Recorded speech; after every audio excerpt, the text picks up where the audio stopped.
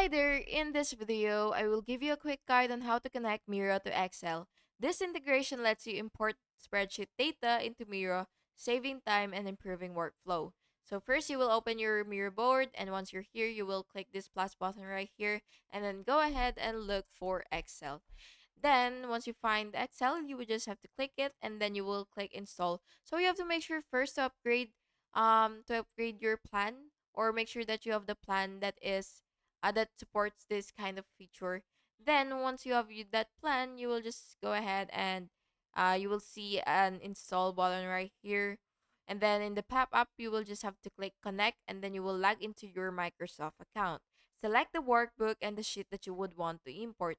Then you will map the columns in Excel to cards, sticky notes, or shapes in Miro. Then you will just have to click import and then check all the data that appears correctly on your board. And that's basically it. Thank you so much for watching this video, and I really hope it was helpful for you. And if it was, please make sure to like and subscribe for more videos like this. Thank you and have a good day.